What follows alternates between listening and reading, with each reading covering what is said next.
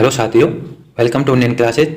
आज हम Delhi police constable का 27 नवंबर 2020 को इवनिंग वाली शिफ्ट का पेपर सॉल्यूशन करेंगे। मॉर्निंग और आफ्टरनून वाली शिफ्ट का सॉल्यूशन पिछली वीडियो में करा दिया है। और साथियों, जैसे कि दिल्ली पुलिस की एग्जाम डेट घोषित हो चुकी है, आपका एग्जाम 14 नवंबर से 5 दिसंबर तक आयोजित होंगे, इसलिए अब आपको रेगुलर तैयारी में लग जाना चाहिए। प्रीवियस ईयर पेपर आपके लिए बहुत ही इंपॉर्टेंट है, क्योंकि दिल्ली पुलिस का एग्जाम एसएससी करा रही है और एसएससी एग्जाम में हमेशा 90% क्वेश्चन प्रीवियस ईयर पेपर्स में से ही पूछा जाता है। तो ये बहुत इंपॉर्टेंट है कि आप दिल्ली पुलिस के प्रीवियस ईयर्स के पेपर्स के साथ एसएससी के दिल्ली पुलिस कांस्टेबल के लेवल के एग्जाम जैसे कि एसएससी जीडी, एसएससी एमपीएस के भी आपको प्रीवियस ईयर पेपर्स अच्छे से सॉल्व करके जाना है। आपकी सुविधा के लिए हम आपको इस चैनल पर दिल्ली पुलिस कांस्टेबल के 2017 और 2020 के सारे पेपर्स और एसएससी जीडी और एमटीएस के भी सारे पेपर सॉल्व करवाएंगे। इन पेपर्स की आप पीडीएफ चाहिए तो आपको पीडीएफ कहां से डाउनलोड करनी है, ये वीडियो के अंत में मैं आपको बता दूंगा। चलिए क्लास स्टार्ट करते हैं। क्वेश्चन नंबर फर्स्ट, सितंबर 2020 में निम्नलिखित में से किसने भारत के चुनाव आयुक्त के रूप में प्रभार ग्रहण किया है? तो इसका आंसर हो जाएगा option number first, Rajiv Kumar. चलिए अब हम भारत के चुनाव आयुक्तों के बारे में जान लेते हैं और हम इलेक्शन कमीशन के बारे में भी जान लेते हैं। भारत निर्वाचन आयोग का मुख्यालय निर्माण सदन नई दिल्ली में है और भारत के वर्तमान मुख्य चुनाव आयुक्त सुनील अरोड़ा हैं।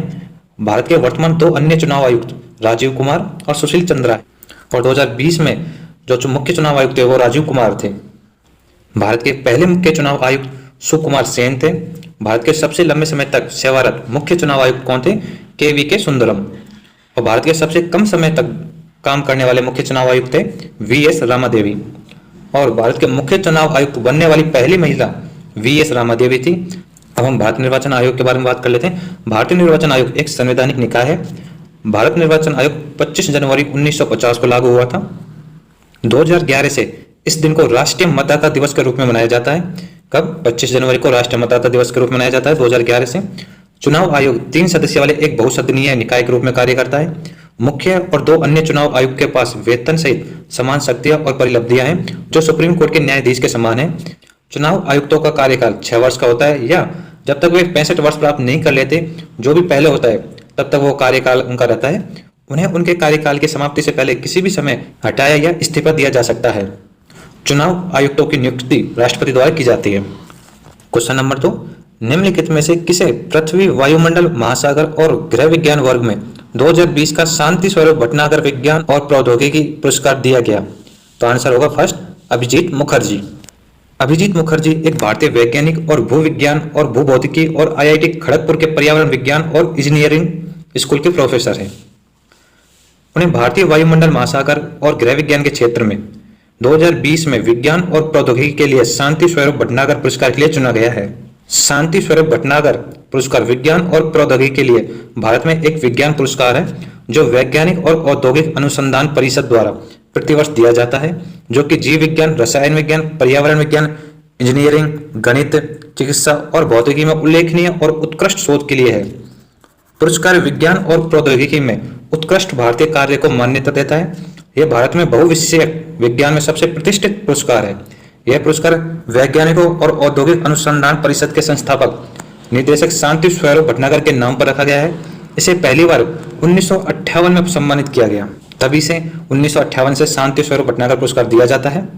क्वेश्चन नंबर 3, जीका वायरस रोग मुख्य रूप से किसके द्वारा संक्रमित वायरस के कारण होता है? तो इसका आंसर होगा एडीज मच्छर। ऑप्शन नंबर 3, एडीज मच्छर। जीका वायरस रोग मुख्य रूप से एडीज मच्छरों द्वारा प्रसारित एक वायरस के कारण होता है जो दिन के दौरान काटता है। लक्षण आमतौर पर हल्के होते हैं और इसमें बुखार, दाने, नेत्र श्लेष्माशोथ, मांसपेशियों और जोड़ों में दर्द, अस्वस्थता और सिर दर्द शामिल होते हैं। लक्षण आमतौर पर 2 से 7 दिनों तक रहते हैं। क्वेश्चन नंबर 4, आधार दर किसी बैंक का वह न्यूनतम ब्याज दर है जिसके नीचे उसे उधार देने की अनुमति नहीं है। हालांकि किसके द्वारा अनुमति होने पर कुछ मामलों में इसके अपवाद संभव है? तो इसका आंसर है भारतीय रिजर्व बैंक। भारतीय रिजर्व बैंक द्वारा अनुमति होने पर कुछ मामलों में इसके अपवाद संभव है। अतः सही उत्तर होगा भारतीय रिजर्व बैंक। आधार दर एक बैंक की न्यूनतम ब्याज दर है जिसके नीचे वह उधार नहीं दे सकता, सिवाय आरबीआई द्वारा अनुमति दिए गए कुछ मामलों में। यह एक बैंक की न्यूनतम ब्याज दर है जिसके नीचे यह उधार देने के लिए व्यवहार्य नहीं है। भारतीय रिजर्व बैंक द्वारा 1 जुलाई 2011 से लागू की गई आधार दर बैंकों के ऋण परिचालन के लिए नई बेंचमार्क दर है। क्वेश्चन नंबर 5, निम्नलिखित में से कौन सी पुस्तक एम के गांधी द्वारा नहीं लिखी गई है? तो इसका आंसर है golden threshold. Option number 2 golden threshold. बाकी तीन पुस्तकें एम के गांधी द्वारा लिखी गई थी। तो गोल्डन थ्रेशोल्ड किसने लिखी थी, चलिए देखते हैं। गोल्डन थ्रेशोल्ड को सरोजिनी नायडू ने लिखा था। एम के गांधी एक विपुल लेखक थे।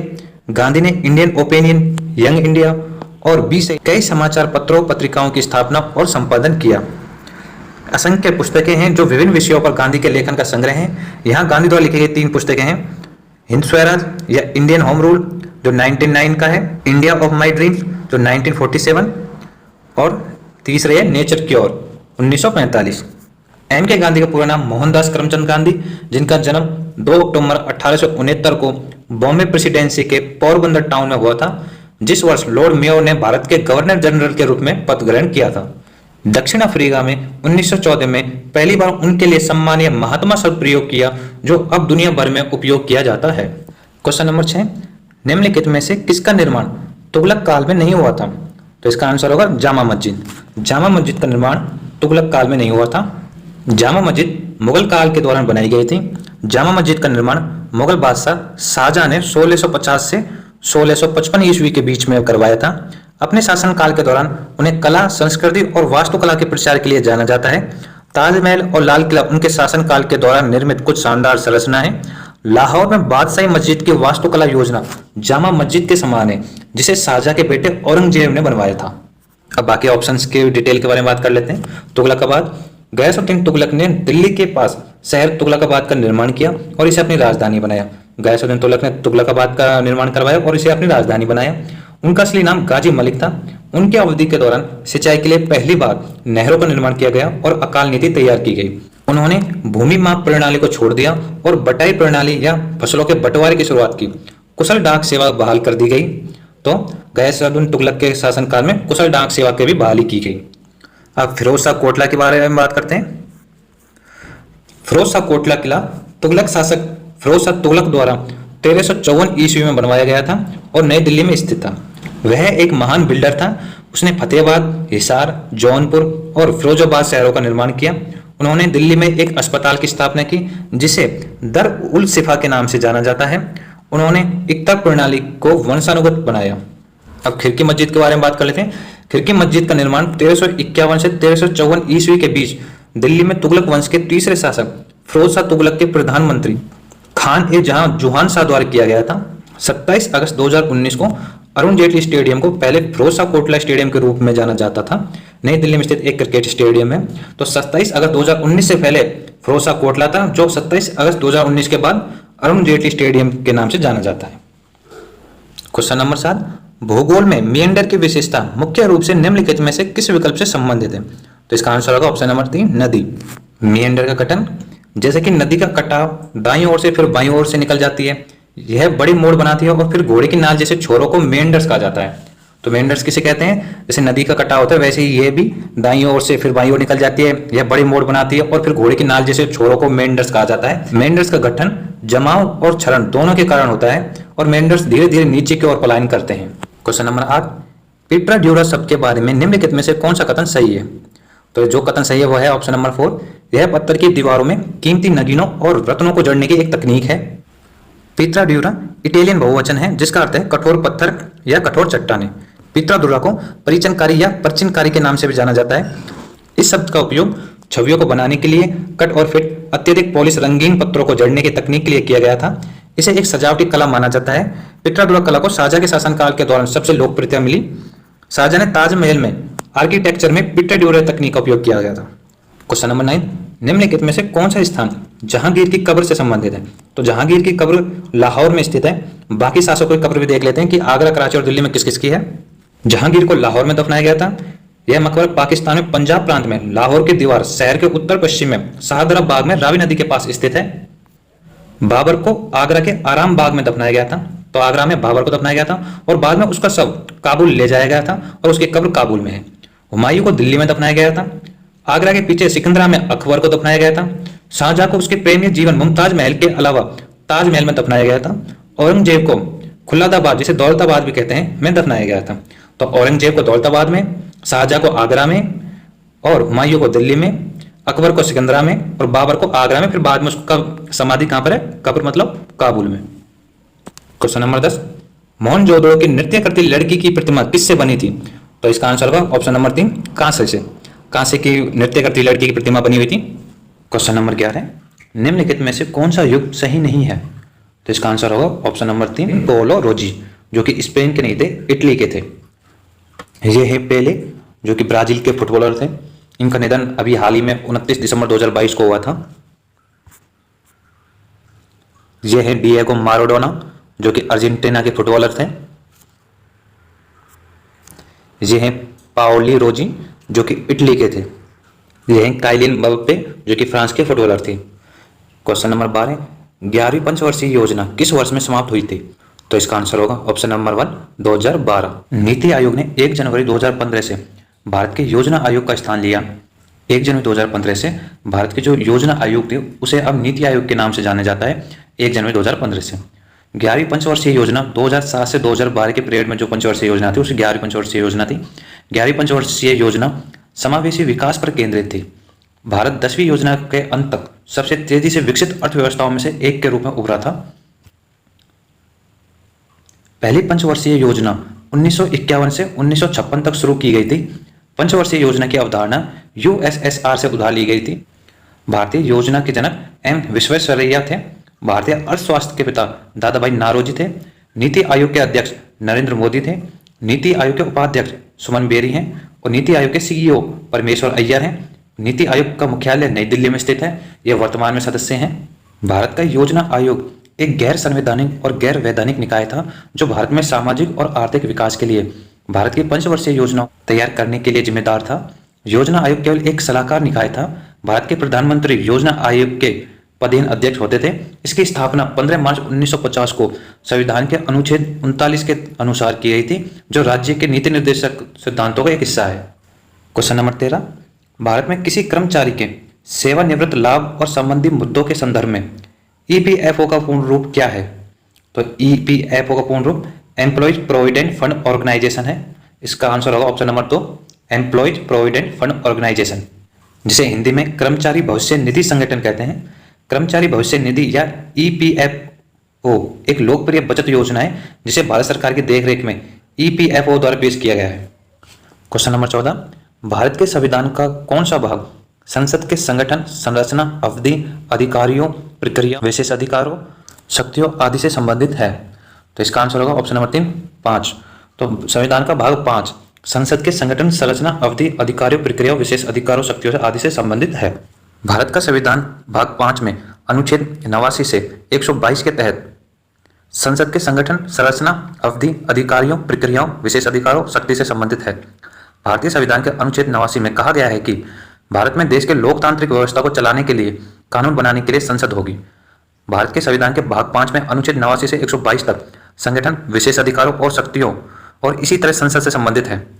भारत में राष्ट्रपति, राज्यसभा और लोकसभा से बनी द्विसदनीय संसद है, जबकि राज्यसभा राज्यों और केंद्र शासित प्रदेशों का प्रतिनिधित्व करती है। लोकसभा भारत के लोगों का प्रतिनिधित्व करती है। अब थोड़ा राज्यसभा के बारे में जान लेते हैं। राज्यसभा संसद का ऊपरी सदन है जो राज्यों और केंद्र शासित प्रदेशों का प्रतिनिधित्व करता है। इसकी सदस्यता अधिकतम 250 सदस्यों के लिए निर्धारित है, जिनमें से 238 राज्यों और केंद्र शासित प्रदेशों के प्रतिनिधियों द्वारा चुने जाते हैं, जबकि 12 सदस्यों को साहित्य, विज्ञान, कला या सामाजिक सेवा में उनके उत्कृष्टता के कारण राष्ट्रपति द्वारा नामित किया जाता है। राज्यसभा के वर्तमान सदस्य 245 है, जिनमें से 233 राज्यों या केंद्र शासित प्रदेशों के प्रतिनिधि हैं और 12 राष्ट्रपति द्वारा नामित हैं। वहीं लोकसभा संसद का निचला सदन है जो लोगों का प्रतिनिधित्व करता है। अनुच्छेद 81 लोकसभा की संरचना से संबंधित है। लोकसभा की अधिकतम संख्या 552 सदस्य है, जिनमें से 530 राज्यों से चुने जाते हैं, 20 केंद्र शासित प्रदेशों से चुने जाते हैं और 2 राष्ट्रपति द्वारा एंग्लो इंडियन समुदाय से नामित किए जाते हैं। क्वेश्चन नंबर 15, निम्नलिखित में से कौन सा युग्म सम्मिलित है? तो जो सम्मिलित है वह है चतुर्थ बौद्ध परिषद, जो कि पाटलिपुत्र में हुई थी। तो इसका आंसर होगा ऑप्शन नंबर 4। बाकी बौद्ध परिषद कहाँ कहाँ हुई थी वो देख लेते हैं। पहली बौद्ध परिषद बुद्ध के परिनिर्वाण के वर्ष में बुलाई गई थी, जो राजगृह में थेरवाद परंपरा के अनुसार 543 से 542 ईसा पूर्व है।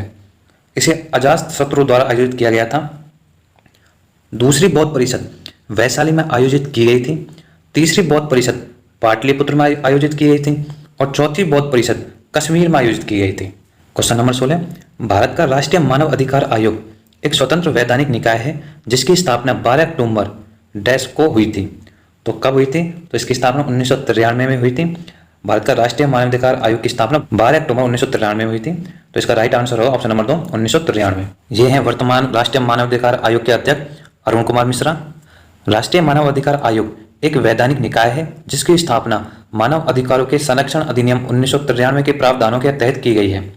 यह मानव अधिकारों का उल्लंघन करने वाले और देश में मानव अधिकारों को कायम रखने के प्रयासों को मजबूत करने के मामलों को देखने के लिए जिम्मेदार है। वर्तमान में इसमें एक अध्यक्ष और 4 सदस्य शामिल हैं। यह एक बहुपक्षीय संस्था है। मानव अधिकारों का संरक्षण अधिनियम 1993 में प्रावधान किया गया है कि राष्ट्रीय मानवाधिकार आयोग का अध्यक्ष एक व्यक्ति है जो मुख्य न्यायाधीश रहा है।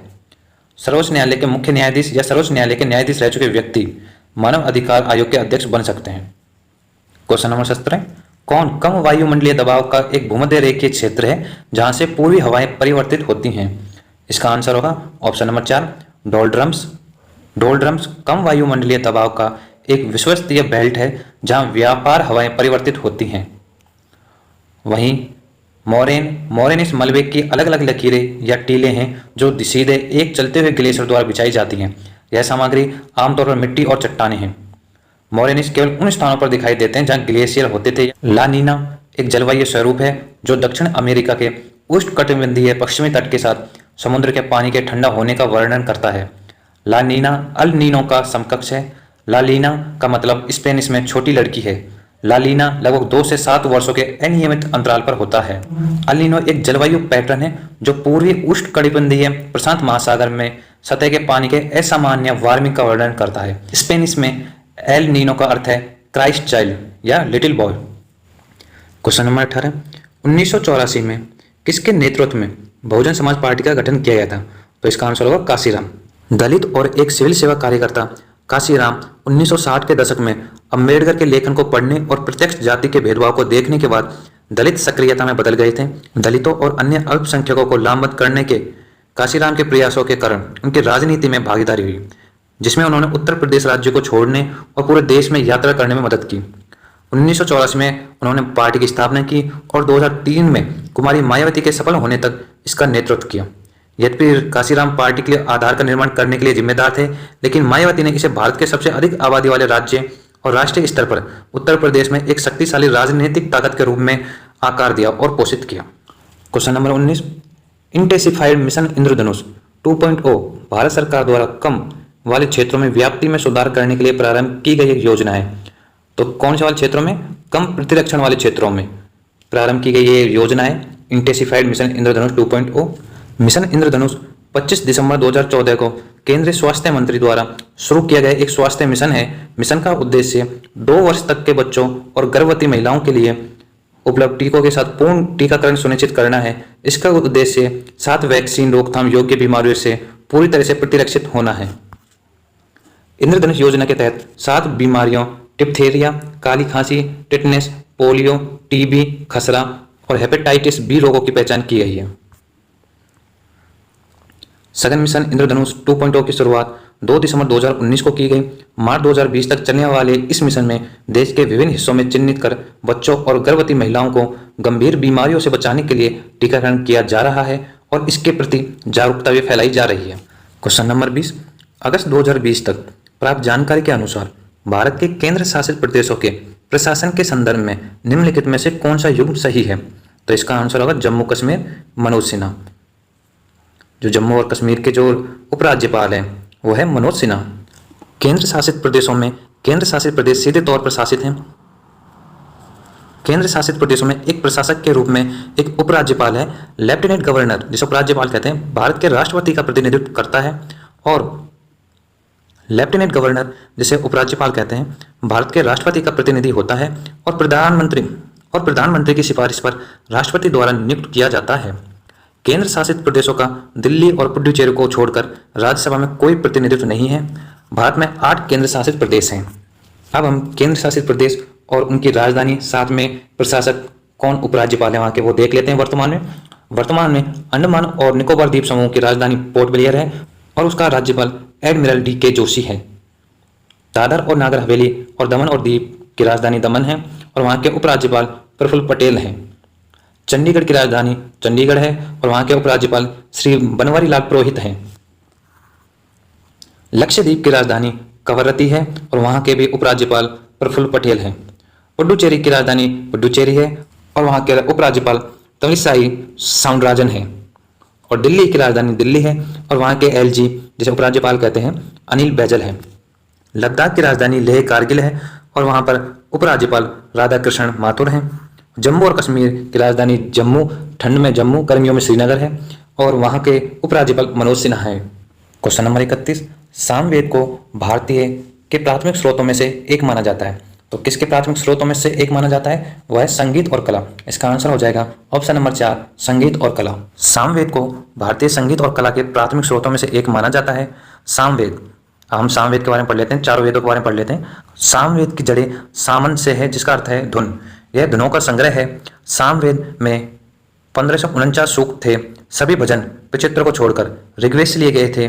उलगात्री ने सोमयज्ञ में सामवेद के यंत्रों का पाठ किया था। यह वेद भारतीय संगीत के लिए महत्वपूर्ण है। इसमें ध्रुपद राग है। अब हम ऋग्वेद की बात कर लेते हैं। सबसे पुराना वेद ऋग्वेद है। इसमें भजनों का संग्रह है और दुनिया के सबसे पुराने धार्मिक ग्रंथों में से एक है। इसे मानव जाति का पहला वसीयतनामा भी कहा जाता है। इसमें 1028 सूक्त हैं जिन्हें सूक्त कहा जाता है और यह मंडल नामक 10 पुस्तकों का संग्रह है। इसमें 8वां मंडल कंठों और अंगिरों से संबंधित है। 9वां मंडल सोमा भजन संकलन है। तीसरे मंडल में गायत्री मंत्र है जिसे सूर्यदेव सावित्री की स्तुति में संकलित किया गया था। सरस्वती ऋग्वेद में देवी नदी है। कहा जाता है कि पहले और 10वें मंडल बाद में जोड़े गए थे। यजुर्वेद यज्ञ की प्रार्थना की पुस्तक एक कर्मकांड वेद है। यजुर्वेद के 2 ग्रंथ हैं, शुक्ल और कृष्ण। शुक्ल यजुर्वेद ने छंदों को व्यवस्थित और स्पष्ट किया है। कृष्ण यजुर्वेद ने छंदों को एक अव्यवस्थित अस्पष्ट प्रेरक संग्रह है। अथर्ववेद की बात कर लेते हैं। अथर्ववेद जादुई सूत्रों का ग्रंथ है। इसमें बुराइयों और बीमारियों को दूर करने के लिए मंत्र और मंत्र शामिल हैं। क्वेश्चन नंबर 22, एक फोटोवोल्टाइक सेल में निम्नलिखित में से किस प्रकार की ऊर्जा विद्युत ऊर्जा में परिवर्तित हो जाती है? तो इसका आंसर होगा ऑप्शन नंबर 1, प्रकाश। एक फोटोवोल्टिक उपकरण विकसित किया गया है जो 11% की अधिक की दक्षता के साथ प्रकाश विकिरण को सीधे विद्युत ऊर्जा में परिवर्तित करता है। इसमें एक सिलिकॉन प्लेट के सामने की सतह के पास गैसीय प्रसार द्वारा गठित एक पीएन जंक्शन होता है। सूर्य के प्रकाश को विद्युत धारा में परिवर्तित करने का काम सौर फोटोवोल्टिक सेल करता है। एक सौर फोटोवोल्टिक सेल सिलिकॉन या इसी तरह की सामग्री से बना एक अर्धचालक है। प्रणाली बिजली उत्पन्न करता है जब यह सूर्य के प्रकाश के संपर्क में आता है। बिजली हजारों छोटे सौर सेल्स को जोड़कर उत्पन्न होती है जो मॉड्यूल बनाते हैं। उत्पन्न बिजली डीसी रूप में होगी जिसे प्रत्यावर्ती धारा रूप में डीसी को एसी परिवर्तक को इन्वर्टर कहा जाता है परिवर्तित किया जा सकता है। इन्वर्टर के द्वारा जो बिजली डीसी रूप में होती है उसे प्रत्यावर्ती धारा में चेंज किया जाता है। क्वेश्चन नंबर 23, किसी भी अंतर्राष्ट्रीय फुटबॉल मैच में अतिरिक्त समय के लिए कुल विनियमन समय अवधि कितनी होती है? तो इसका आंसर होगा 120 minute. Option number 2, 120 minute. Question number 24, वास्तुकला की सर्की शैली किस आधुनिक राज्य से संबंधित थी? तो इसका आंसर होगा ऑप्शन नंबर 4, उत्तर प्रदेश। जौनपुर के सुल्तानों के सर्की वंश द्वारा सर्की शैली की वास्तुकला का संरक्षण किया गया था। यह उपमहाद्वीप में व्यापक इंडो इस्लामिक वास्तुकला की सबसे प्रतिष्ठित और अनूठी शैलियों में से एक है। इसके कुछ उदाहरण निम्न हैं। जौनपुर की जामा मस्जिद, जौनपुर की अटाला मस्जिद और लाल दरवाजा मस्जिद। ये तीनों सर्की शैली की वास्तुकला के उदाहरण हैं। क्वेश्चन नंबर 25, किस बजट भाषण में 500 करोड़ के व्यय वाली ऑपरेशन ग्रीन्स की घोषणा की गई थी जो टमाटर, प्याज और आलू की फसलों की आपूर्ति को स्थिर करने और कीमतों में अस्थिरता के बिना पूरे देश में साल भर टीटीपी फसलों की उपलब्धता सुनिश्चित करने के लिए की गई थी? तो इसका आंसर होगा ऑप्शन नंबर 4, 2018-19 के भाषण में। टीओपी मतलब टी से टमाटो, ओ से ओनियन, पी से पटाटो। यह केंद्रीय बजट 2018-19 में एफपीओ, कृषि रसद प्रसंस्करण सुविधाओं और पेशेवर प्रबंधन को बढ़ावा देने के लिए ऑपरेशन फ्लड की क्रम पर घोषित किया गया था। इसका उद्देश्य किसान उत्पादक संगठनों, प्रसंस्करण सुविधाओं, कृषि रसद और पेशेवर प्रबंधन को बढ़ावा देना है। इसका उद्देश्य किसानों की सहायता करना और टमाटर, प्याज और आलू की कीमतों में अनियमित उतार चढ़ाव को नियंत्रित करना और सीमित करना भी है। यह मूल रूप से मूल्य निर्धारण योजना है जिसका उद्देश्य किसानों को उनकी उपज का सही मूल्य दिलाना है। इसके पीछे का विचार 2022 के अंत तक किसानों की आय को दुगना करना है। क्वेश्चन नंबर 26, निम्नलिखित में से कौन सा पूर्वी घाट का पर्वतीय शिखर है? तो पूर्वी घाट का देवमाली है। बाकी देवमाला, डोडा बेटा और अन्नपूर्णा ये तीनों पश्चिमी घाट के पर्वतीय शिखर हैं। देवमाली उड़ीसा राज्य में देवमाली उड़ीसा के कोराटपुर जिले में पूर्वी घाट में स्थित सबसे ऊंचा शिखर बिंदु है। देवमाली चोटी देवमाली की चोटी है वो लगभग 1672 मीटर है। Question number 27, Thumba equatorial rocket launching station किसके पास स्थित है? तो इसका आंसर होगा ऑप्शन नंबर 4 त्रिवंतपुरम। त्रिवंतपुरम केरल में स्थित है। तो Thumba equatorial rocket launching station 21 नवंबर 1963 को स्थापित एक भारतीय अंतरिक्ष स्टेशन है। यह भारतीय अंतरिक्ष अनुसंधान संगठन इसरो द्वारा संचालित है। इसे विक्रम साराभाई अंतरिक्ष केंद्र के रूप में भी जाना जाता है। अन्य अंतरिक्ष स्टेशन कहाँ है? एक तो है सतीश धवन अंतरिक्ष केंद्र जो कि श्रीहरिकोटा आंध्र प्रदेश में है। इसकी स्थापना 1971 में हुई थी। एक है अब्दुल कलाम द्वीप जिसे व्हीलर द्वीप भी कहते हैं, यह बालासोर उड़ीसा में स्थित है। एक है पोखरण टेस्ट रेंज जो कि पोखरण राजस्थान में स्थित है। क्वेश्चन नंबर 28, भारतीय संगीत के संदर्भ में निम्नलिखित में से कौन सा एक राग नहीं है? तो श्रृंगार एक राग नहीं है, बाकी भैरवी, पूर्वी और हिंडोल ये तीनों एक राग हैं, लेकिन श्रृंगार राग नहीं है, इसलिए इसका आंसर ऑप्शन नंबर 3 श्रृंगार। श्रृंगार नवरसों में से एक है जिसे आमतौर पर कामुक प्रेम, रोमांटिक प्रेम या आकर्षण या सौंदर्य के रूप में अनुवादित किया जाता है। वहीं पूर्वी राग पूर्वी धात का है। पूर्वी हिंदुस्तानी शास्त्रीय संगीत में एक राग है। यह एक शांति प्रकाश राग है और शाम को गाया जाता है। यही वह समय है जब दिन समाप्त होता है और राग पूर्वी गहरा, शांत और चरित्र में रहस्यमय होता है। यह सभी 7 सुरों को आरोहण और अवरोहण के लिए उपयोग करता है। हिंडोल कर्नाटक संगीत में एक राग है। शब्द हिंडोलम का अर्थ है स्विंग, जो वैकल्पिक रूप से भावनाओं को उत्पन्न करने की शक्ति को व्यक्त करता है। भैरवी कर्नाटक संगीत में भैरवी एक ज्ञान रागम है। भैरवी हिंदुस्तानी शास्त्रीय संप्रंग में भैरवी की एक राग है। भैरवी राग को प्रातः के रागों के राजा के रूप में जाना जाता है। भैरवी राग को प्रातः के रागों के राजा के रूप में जाना जाता है। भैरवी में प्रचुरता की ध्रुपद और धमार रचना है। जो श्रृंगार है, जो नवरसों में से है, तो 9 रसिक 9 भावनाएं क्या क्या होती हैं? तो उसमें श्रृंगार हंसी, करुणा, रौद्र, वीरा, भयानका, विवित्स्य, अद्भुत। अद्भुत आश्चर्य होता है, विवित्स्य घृणा, भयानका मतलब आतंक या भय, वीरा मतलब वीरता, रौद्र मतलब क्रोध, करुणा मतलब दुख, हंसी मतलब हंसी, श्रृंगार मतलब प्रेम या सौंदर्य। तो श्रृंगार राग नहीं है, नवरसों में से एक है। क्वेश्चन नंबर 29, निम्नलिखित में से कौन सा युग्म सम्मिलित नहीं है? तो इसमें कुका आंदोलन जो असम दिया है वो सम्मिलित नहीं है। बाकी फैरजी आंदोलन बंगाल में हुआ था, मोपला विद्रोह मालाबार में होता और पोलीगर विद्रोह कुरनूल में होता। और चारों आंदोलन को हम समझ लेते हैं। सबसे पहले बात, कुका आंदोलन कहाँ हुआ था? अगर असम में नहीं हुआ तो कुका आंदोलन पंजाब में हुआ था। कुका आंदोलन ब्रिटिश विरोधी प्रतिक्रिया है। इसकी शुरुआत 1849 में पंजाब के लोगों के बीच 1857 में हुई थी। कुका को नामदार के नाम से भी जाना जाता है। उन्होंने संत गुरु राम सिंह के अधीन सिख धर्म में धार्मिक शुद्धिकरण के लिए एक समूह के रूप में शुरुआत की। नामदारी आंदोलन सबसे महत्वपूर्ण चरण था। इसने ब्रिटिश शासन को उखाड़ फेंकने का लक्ष्य रखा और स्वतंत्रता संग्राम में महत्वपूर्ण भूमिका निभाई। इस आंदोलन ने संत गुरु राम सिंह द्वारा दिए गए बहिष्कार और असहयोग के सिद्धांत को सक्रिय रूप से प्रचारित किया, जिन्होंने नामदारी लोगों के लिए नामदारी संप्रदाय की स्थापना की। मोपला विद्रोह जो कि मालाबार में हुआ था। मोपला विद्रोह केरल के मपीला मुसलमानों द्वारा दंगों की एक श्रृंखला थी। यह मालाबार उत्तरी केरल में ब्रिटिश और हिंदू जमींदारों के खिलाफ 19वीं और 20वीं शताब्दी में शुरू किया गया था। इसे 1921 के मोपला दंगा के रूप में भी जाना जाता है, जो एक सशस्त्र विद्रोह था। वरियाम कुंजमात हाजी और अली मुस्लियर इस आंदोलन के मुख्य नेता थे। विद्रोह का ट्रिगर कांग्रेस द्वारा 1920 में खिलाफत आंदोलन के साथ शुरू किए गए असहयोग आंदोलन से आया था। इन आंदोलन से प्रभावित ब्रिटिश विरोधी भावना ने केरल के दक्षिण मालाबार क्षेत्र के मुस्लिम मैपिला को प्रभावित किया। 1799 में चौथे एंग्लो मैसूर युद्ध में टीपू सुल्तान की मृत्यु के बाद मालाबार मद्रास प्रेसिडेंसी के हिस्से के रूप में ब्रिटिश अधिकार में आ गया था। अब फारिजी आंदोलन जो कि बंगाल में हुआ था। फारिजी आंदोलन एक धार्मिक आंदोलन था। यह 1818 ईस्वी में हाजी सैयदुल्लाह द्वारा बंगाली मुसलमानों के लिए संयुक्त राष्ट्र के इस्लामी प्रथाओं को छोड़ने और उनके धार्मिक कर्तव्यों का पालन करने के लिए शुरू किया गया था। इसका उद्देश्य इस्लाम को पुनर्जीवित करना और मुस्लिम किसानों की स्थिति में सुधार करना था, जो हिंदू और ब्रिटिश जमींदारों द्वारा विरोध किया गया था।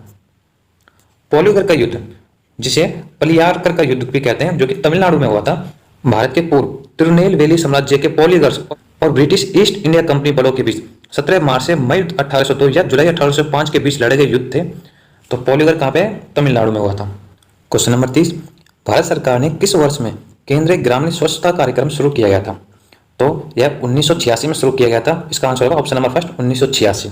1986 में शुरू किया गया केंद्रीय ग्रामीण स्वच्छता कार्यक्रम भारत में स्वच्छता की पहली प्रमुख संरचित पहल थी। यह राजीव गांधी के नेतृत्व में कांग्रेस सरकार द्वारा शुरू किया गया था।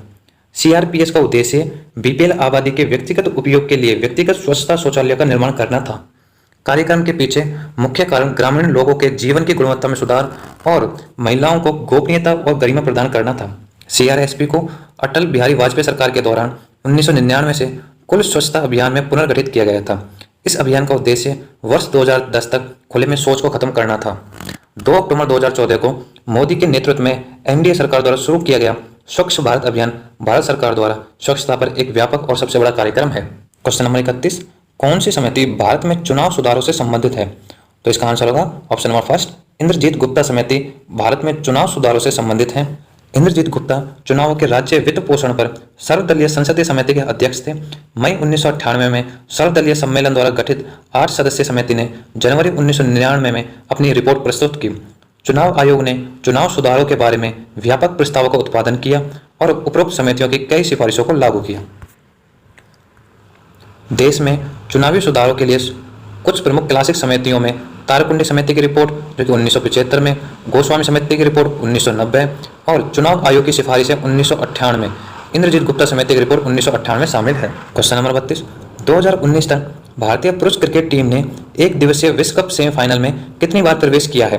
तो इसका आंसर होगा ऑप्शन नंबर 3, 7 बार भारतीय पुरुष क्रिकेट टीम ने 2019 तक एक दिवसीय मतलब वनडे विश्व कप सेमीफाइनल में प्रवेश किया है। आईसीसी क्रिकेट की विश्व शासी निकाय है। आईसीसी विश्व चैंपियनशिप प्रतियोगिताओं जैसे कि विश्व टेस्ट चैंपियनशिप जो अभी ऑस्ट्रेलिया ने जीती है, आईसीसी क्रिकेट विश्व कप, आईसीसी टी20 विश्व कप, आईसीसी चैंपियंस ट्रॉफी और अंडर 19 क्रिकेट विश्व कप का आयोजन करता है। आईसीसी में 104 सदस्यीय राष्ट्र हैं। भारत ने 1983 और 2011 में विश्व कप जीता। भारत 2003 विश्व कप में उपविजेता और 4 बार विश्व कप 1987, 1996, 2015, 2019 सेमीफाइनलिस्ट भी रहा। बीसीसीआई भारत में क्रिकेट के लिए शासी निकाय है। सौरव गांगुली वर्तमान बीसीसीआई के अध्यक्ष हैं। तो भारत 7 बार आईसीसी के सेमीफाइनल में पहुंचा है, 2 बार तो खिताब जीता था 1983 और 2011, 2003 में उपविजेता रहा तो 3 ये हो गए और 4 बार सेमीफाइनलिस्ट रहा, तो टोटल मिला के 7 बार। क्वेश्चन नंबर 33, नेफ्राइटिस एक चिकित्सा स्थिति है जो किसको प्रभावित करती है? तो इसका आंसर होगा वक्र, किडनी को। नेफ्राइटिस एक ऐसी स्थिति है जिसमें नेफ्रॉन वक्र की कार्यात्मक इकाइयों में सूजन हो जाती है। यह सूजन जिसे ग्लोमेरुलोनेफ्राइटिस के रूप में भी जाना जाता है, वक्र की कार्य क्षमता पर प्रतिकूल प्रभाव डाल सकती है। वक्र सेम के आकार के अंग होते हैं जो शरीर से अतिरिक्त पानी और अपशिष्ट उत्पादों को निकालने के लिए रक्त को संचारित करते हैं। क्वेश्चन नंबर 34, अगस्त 2020 तक प्राप्त जानकारी के अनुसार निम्नलिखित में से कौन राज्यसभा के लिए पदस्थ मनोनीत नहीं है? तो इसका आंसर होगा ऑप्शन नंबर 3, जया बच्चन। बाकी सभी 3 मनोनीत हैं। जया बच्चन 2004 में पहली बार समाजवादी पार्टी से संसद सदस्य के रूप में चुनी गई। मार्च 2006 तक राज्यसभा में उत्तर प्रदेश का प्रतिनिधित्व किया। उन्हें जून 2006 से जुलाई 2010 तक दूसरा कार्यकाल मिला और फरवरी 2010 में उन्होंने अपना कार्यकाल पूरा करने के इरादा बताया। उन्हें 2012 में फिर से तीसरे कार्यकाल के लिए और फिर 2018 में समाजवादी पार्टी से राज्यसभा में अपने चौथे कार्यकाल के लिए चुना गया। क्वेश्चन नंबर 35, ग्लूकोमीटर का उपयोग आमतौर पर किस रोगी द्वारा मॉनिटर के रूप में किया जाता है? तो इसका आंसर होगा ऑप्शन नंबर 4, अल्प रक्त शर्करा द्वारा। अल्प रक्त शर्करा रोगी द्वारा मॉनिटर के रूप में किया जाता है ग्लूकोमीटर का। क्वेश्चन नंबर 36, प्रणब मुखर्जी जिनका अगस्त 2020 में निधन हो गया, भारत के कौन से राष्ट्रपति थे? तो भारत के 13वें राष्ट्रपति थे। Option number 4, 13वें। प्रणब मुखर्जी के बारे में थोड़ा जान लेते हैं। प्रणब मुखर्जी भारत के 13वें राष्ट्रपति थे। प्रणब मुखर्जी 2012 से 2017 के बीच राष्ट्रपति रहे। उन्हें 2019 में भारत रत्न से सम्मानित किया गया था। वह इस भारत रत्न पुरस्कार को प्राप्त करने वाले 5वें राष्ट्रपति थे। भारत के पूर्व राष्ट्रपति प्रणब मुखर्जी का 84 वर्ष की आयु में निधन हो गया। मस्तिष्क के थक्के को हटाने के लिए सफल सर्जरी से वे पहले कोरोना वायरस पॉजिटिव पाए गए थे। उनका जन्म पश्चिम बंगाल के वीरभूमि जिले के मीरती गांव में हुआ था। प्रणब मुखर्जी का जन्म पश्चिम बंगाल के वीरभूमि जिले के मीरती गांव में। भारत के वर्तमान राष्ट्रपति कौन है? द्रौपदी मुर्मू। क्वेश्चन नंबर 37, अगस्त 2020 तक प्राप्त जानकारी के अनुसार भारत में बैंक की चेक संख्या में कितने अंक होते हैं? तो कितने अंक होते हैं? 6। Option number 3, 6। भारत में एक बैंक की चेक संख्या में अगस्त 2020 तक 6 अंक होते हैं। चेक एक प्राक्रम में लिखित है जिसमें बैंक को एक आदेश होता है जो कि प्राक्रम में लिखित अधिनियम 1881 के अनुसार एक निश्चित व्यक्ति को एक निश्चित राशि का भुगतान करने के लिए दराज द्वारा हस्ताक्षरित होता है। क्वेश्चन नंबर 38, मुगल साम्राज्य की आर्थिक प्रणाली के संदर्भ में पोलज शब्द किसको निर्दिष्ट करता है? तो इसका आंसर होगा सालाना खेती योग्य भूमि को। पोलज शब्द सालाना खेती योग्य भूमि को निर्दिष्ट करता है। Option number 2 right answer. Mughal काल के दौरान भूमि को 4 श्रेणी में विभाजित किया गया था। एक है पोलज, एक है परती, चहार और बंजार।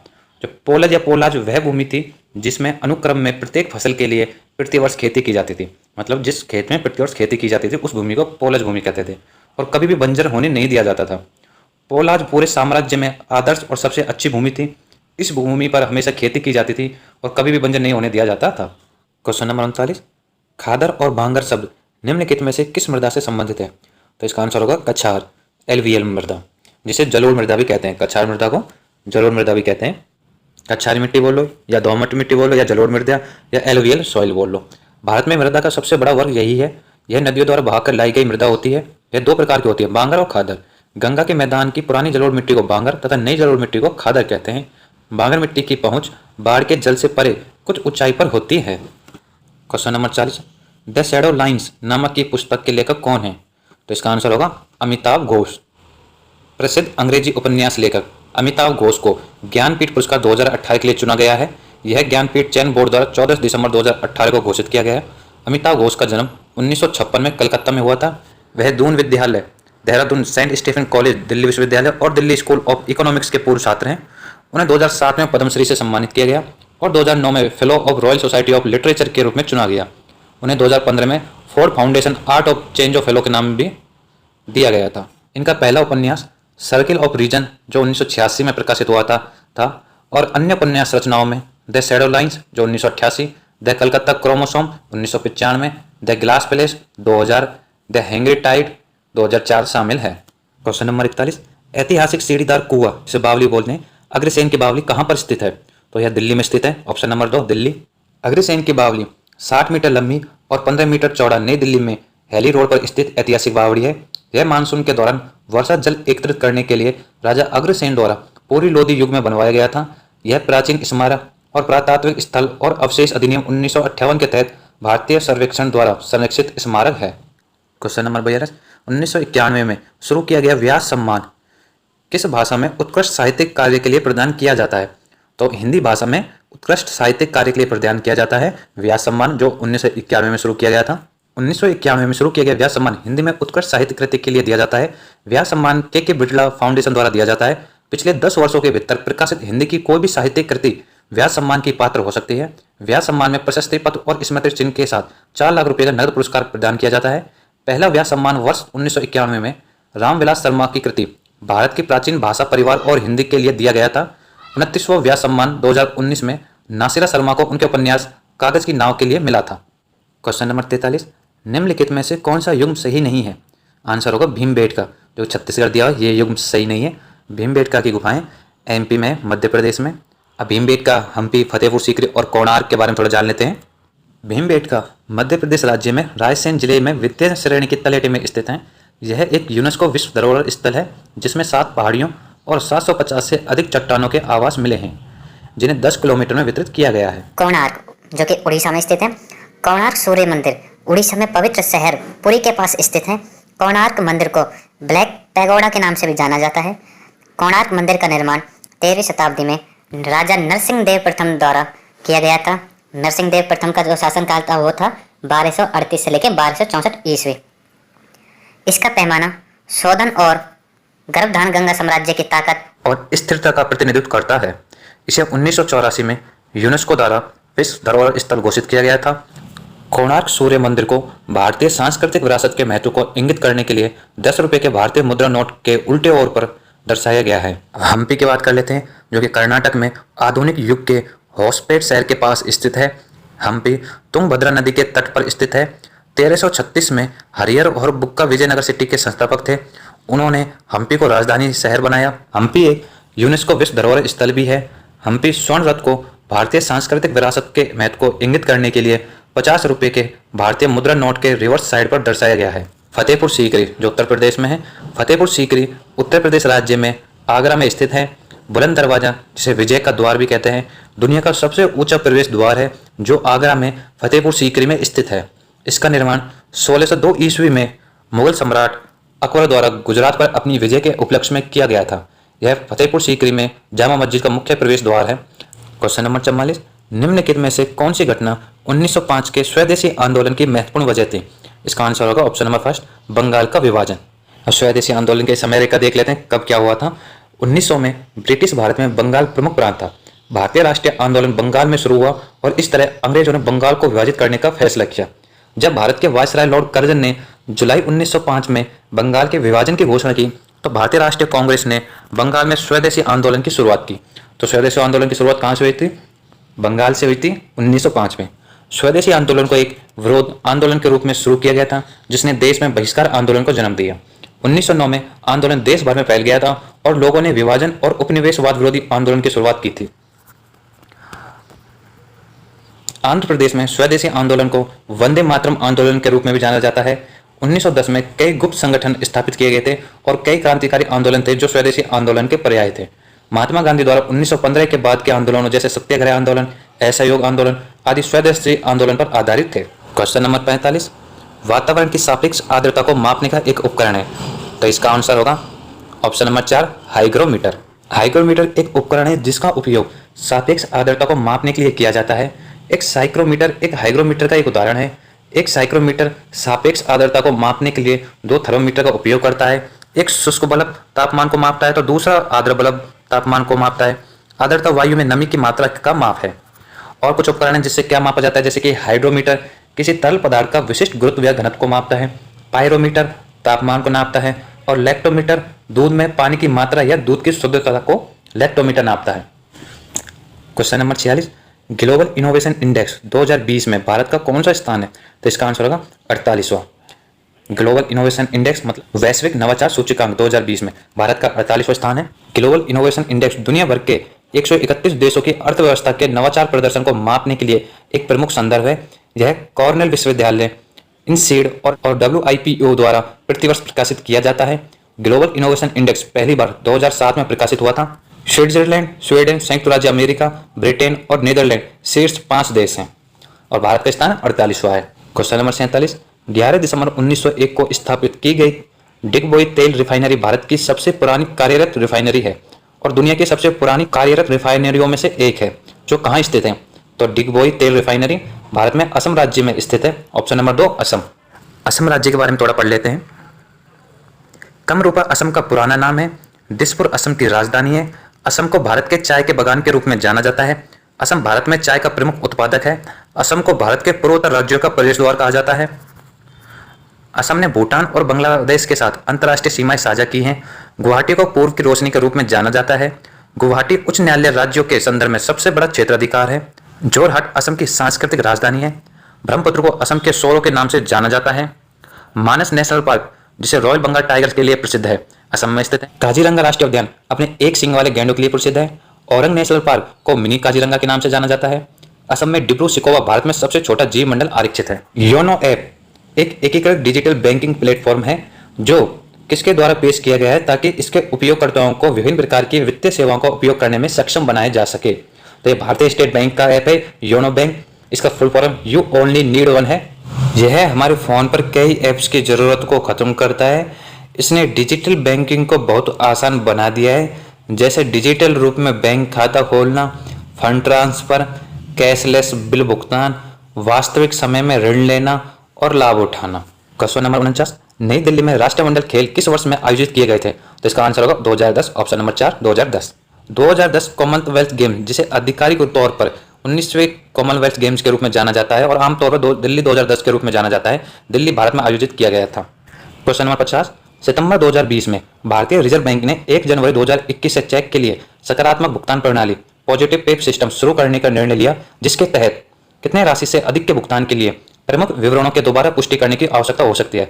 तो इसका आंसर होगा 50,000। Option number 4 50,000। अब हम रीजनिंग वाले सेक्शन की बात कर लेते हैं। रीजनिंग के 25 क्वेश्चन आते हैं। पहला क्वेश्चन, निम्न श्रेणी में प्रश्नवाचक चिन्ह के स्थान पर दिए गए विकल्पों में से कौन सी संख्या आएगी? तो जो सीरीज है वो है 14, 17, 68, 73, 438। नेक्स्ट कौन सी संख्या आएगी? 445। इसका आंसर हो जाएगा ऑप्शन नंबर 2 445। वो कैसे आएगा, कौन सी इसमें ट्रिक लग रही है वो देख लेते हैं। इसमें हम देखेंगे कि 14 में जब 54 ऐड करते हैं तो 68 आता है और 68 में 370 ऐड करते हैं तो 438 आता है। जबकि ऊपर हम देखेंगे 17 में 56 ऐड हो रहा है, तो 17 में 56 ऐड हो रहा है तो 54 से प्लस 2 ऐड हो रहा है और फिर 73 में 372 ऐड होगा क्योंकि 370 नीचे ऐड हो रहे हैं, तो 73 में 370 प्लस 2 372 ऐड हो जाएगा, तो इसका आंसर हो जाएगा 445। क्वेश्चन नंबर 2, दिए गई शीट को मोड़कर एक घन बनाया जाता है। इस तरह निर्मित घन में अक्षर F वाले पृष्ठ के विपरीत पृष्ठ पर कौन सा अक्षर होगा?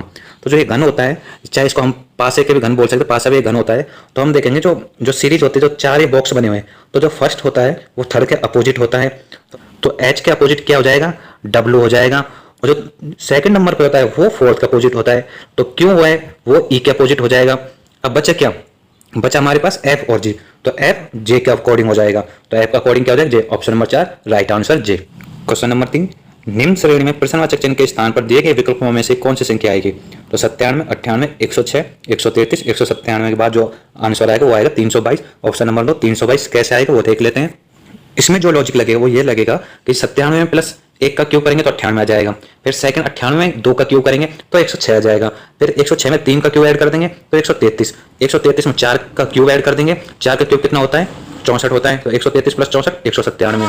फिर 197 में 5 का क्यूब ऐड कर देंगे तो 5 का क्यूब कितना होता है? 197 प्लस 125 बराबर 322। तो इसका राइट आंसर होगा 322।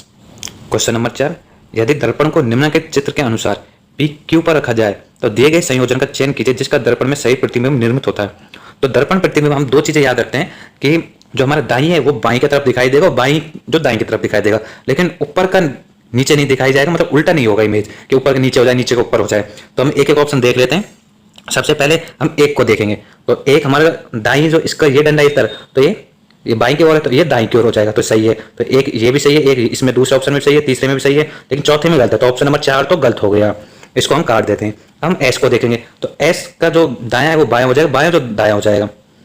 अब एस का जो हम ये भाग देख रहे हैं बाएं वाले दाएं की तरफ हो जाएगा।